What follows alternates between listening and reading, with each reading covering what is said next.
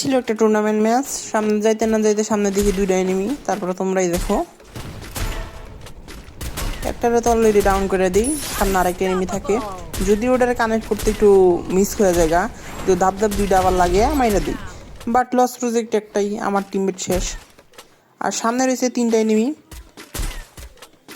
একটার already down করে দিলাম। দেন আরেকটা এনিমি, আমি আরেকটারেও ধাপ ধাপ ধাপ ধাপ লাগাইতেছি, বাট আমার টিমমেট মরে যায়। বাট এখন কিন্তু 1v3 সিচুয়েশন।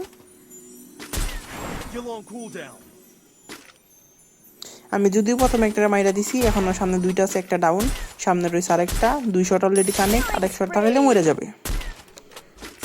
অলরেডি মাইরা দিছি। এখন তোমরা বা এটার রিয়াকশন ভিডিওটা দেখে আসো, মানে লাইভ স্ট্রিম হয়েছে, তোমরাই দেখে নাও কি বলে। বলাটাই মুশকিল হবে যে কারা এখান থেকে বুয়া বের করবে, কারা এখান থেকে মিস করবে, কারণ আমি প্রেডিকশন এতক্ষণ করছিলাম আমাদের ফ্লেক্স কে কাউন্টের কাছে ম্যান বেশি ছিল, বাট এইবার তো মনে হচ্ছে ডিডির কাছে অ্যাডভান্টেজ বেশি। No, it's a 2v2। আয় হায় ভাই, কতবার এখান থেকে আমি আমার প্রেডিকশনটা চেঞ্জ করবো এটাই বুঝতে পারছি না। It's a 5 players performing flawless. আবার ওরিজের হাতে কিন্তু গেমটা নিয়ে চলে আসলো, বিকজ ফ্লেক্সের প্লেয়ার নক হয়েছে। It's a 1v2 maybe. Oh yes, it is a 1v2, but flawless তো বেশিক্ষণ বাঁচতে পারেনি, বিকজ বাকির এডব্লিউএম শটে নক হয়েছে।